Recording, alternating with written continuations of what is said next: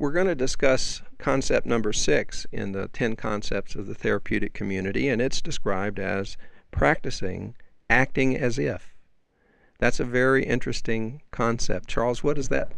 Practice make perfect, and that's an old saying, but it's a cliche that I believe in. But I think you have to go more than practice, because practice is first you have to get the information. And one of the things that we call our learning theme at Bridges is that the first step is to get the information from a cognitive point of view, cognition. You have to understand what the information is. And then the second thing is that you have to be able to share this information with somebody else. And then thirdly, you need to practice this in your own life. And I often call it an 18-inch movement from the head to the heart, moving from here. The information has to somehow get from your head to your heart. And when I say heart, I mean just getting to a point where it becomes second nature, where you don't have to think about it. It doesn't have to process through your head anymore. It's part of who you are. Let me give you an example. You don't have to tell yourself to breathe. You breathe. It's automatic. It's taking place. It's second nature. It's something that's just happened. If you have to tell yourself to breathe every time you breathe, then if you forget, then you'll probably be struggling for air and stuff, and you'll probably die. The bottom line is that acting as if is a kind of a unique concept, because you begin to act out the scenario in which you're trying to do in your life. You begin to act as if it already exists. The emotions and the thinking that take place as a result of being in that situation begin to take hold to you. And once the emotions of that situation take place, I often tell this story, and it's kind of a unique story. I call it the garbage story. About the many years ago, I was living in an apartment not too far from here, and a young lady had a son. His name was Jeff, and Jeff would always play basketball with me. That was of course, in my young days. I was shooting hoops all over the place, and I would play with the kids in the neighborhood. And I knew Jeff, and his mother heard from Jeff that I worked at a drug and rehabilitation program. And so she somehow made the connection that somehow I might be able to help her with her son. And so she asked me would I be able to talk to Jeff about taking out the garbage? I said, and she said, because I'm old and he need to help out. He need to be responsible. And I guess she was trying to teach him responsibility, but at the same time, she needed help with him. She working 8 hours a day and maybe even more, and she needed some help around the house, and he needed to understand to be responsible to pull his own load. And so the next time I saw Jeff out there playing basketball, I pulled him aside. I said, Jeff, your mother was talking with me the other day, and she thinks that you should help out a little more, especially helping her with the garbage. Why don't you, every Tuesday and Wednesday when it's time to take the garbage, why don't you take it out for her? He looked at me and said, oh, okay, Mr. Brown. They call me Mr. Brown. I said, okay. And then about 3 weeks later, I saw his mother again, and she was coming in the house, and we met. I said, how are you doing? And she spoke to me. I said, well, how is Jeff doing with the garbage? She said, well, he's taking out the garbage, but he's moaning and groaning and complaining as he take it out. She even demonstrates. She said he's taking out the garbage can and saying that, boy, I got to take out this garbage can again, and he complained about it the whole time. And so I looked at it and I said, well, do you want him to feel good about taking the garbage out? And she said, yes. I said, well, and suppose he just feel good about it, but not take the garbage out. Just say, oh, I love taking the garbage out, and this is a good thing to do, but never take it out. And she said, that wouldn't make any sense either. I said, well, what's happening here is that sometimes the behavior has to change first, and then the thoughts and the emotions and everything else take place later. So, and I thought about what I said to her, and that's the same thing that happened to our clients.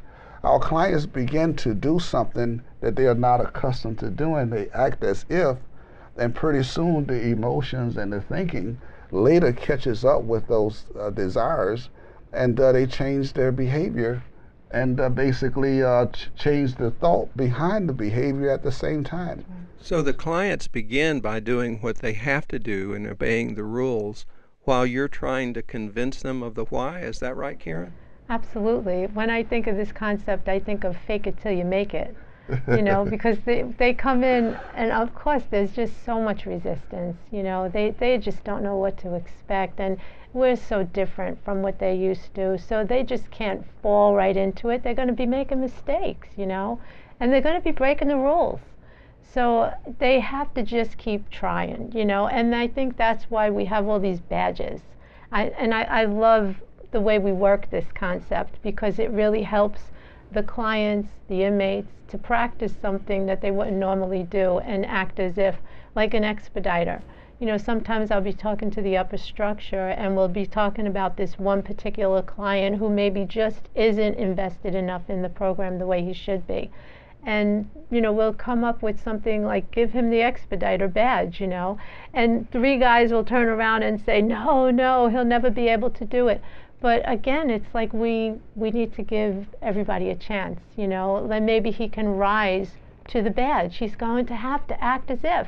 There's a job that goes with this badge. So he's going to have to go out there and write peers or log peers or whatever it is he's assigned to do, and he has to fulfill that in order to hold the badge.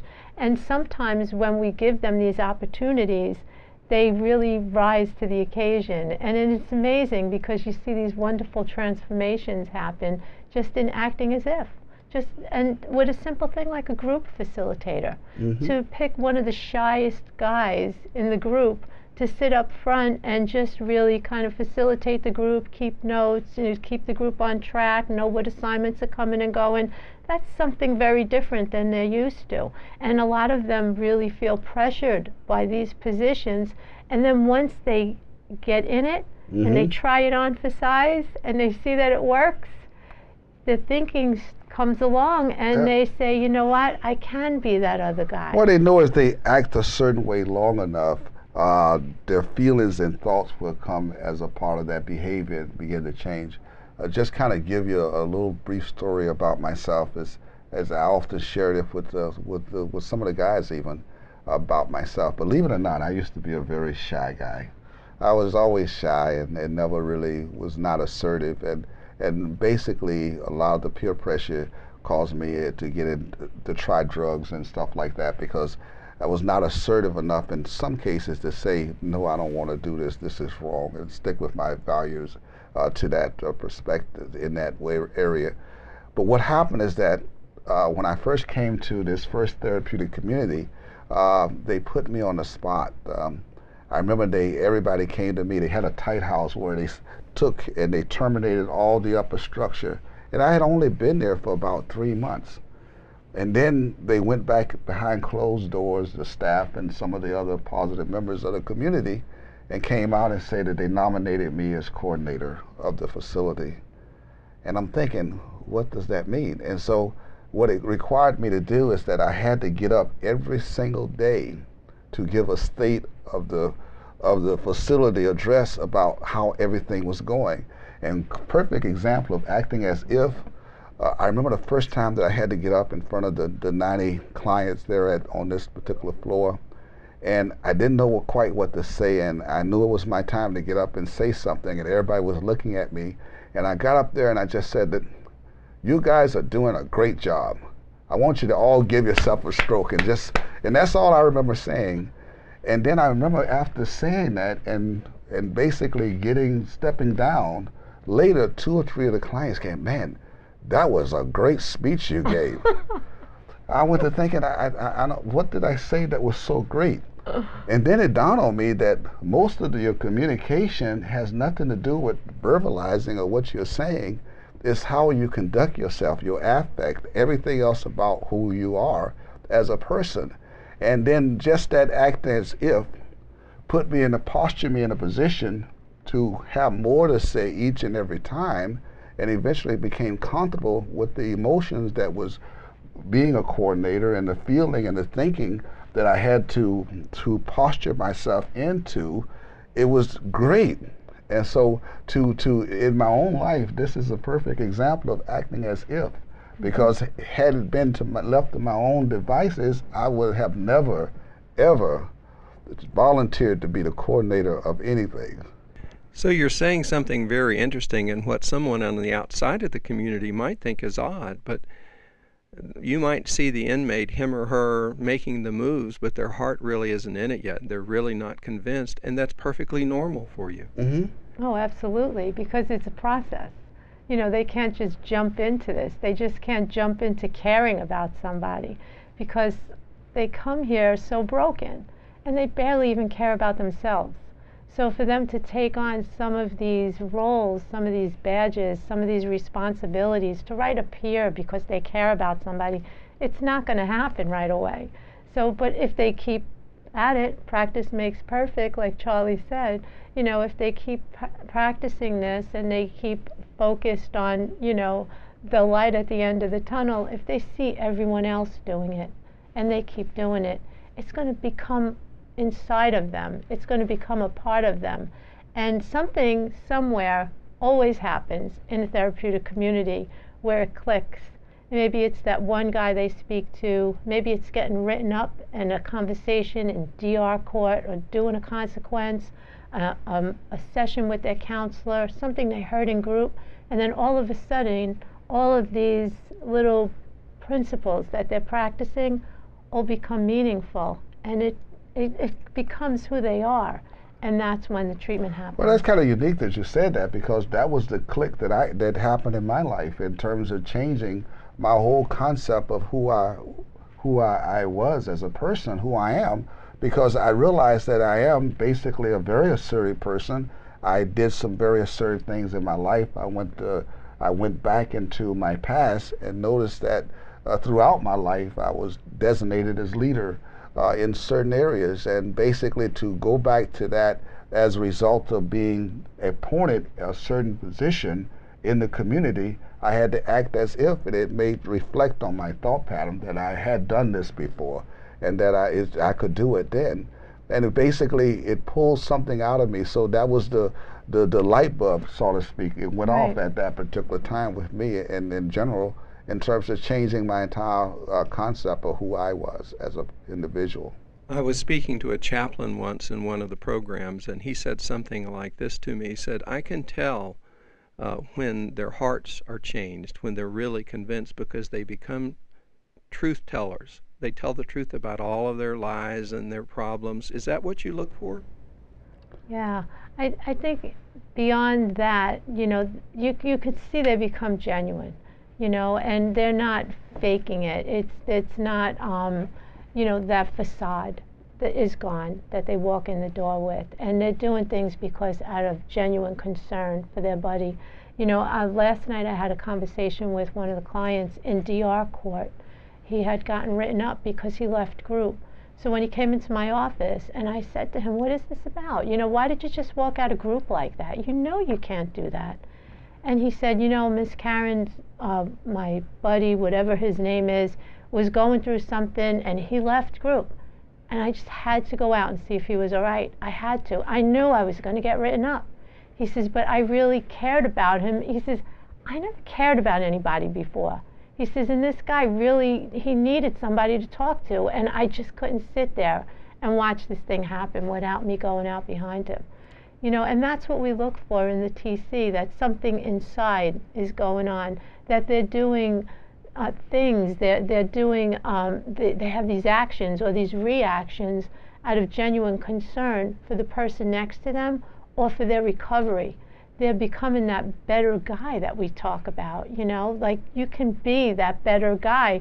Try it on. It'll happen if you just wear him for a minute and you give him a chance, you know, take him around the community, see how he works, you know, and we give them all these opportunities to test him.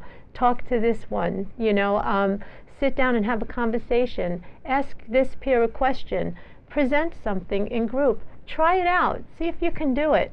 And in that process, they grow into it, you know, they become it, they embrace it, and they realize that I don't have to be the guy that I came in before. I can be better than that. I practice this right here.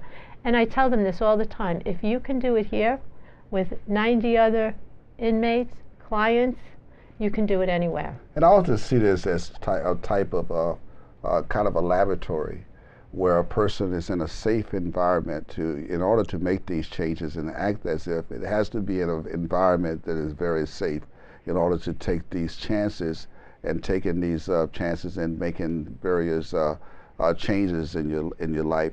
So one of the things is that we talk about is hope. You said hope in the beginning. Well, hope deferred makes the heart sick.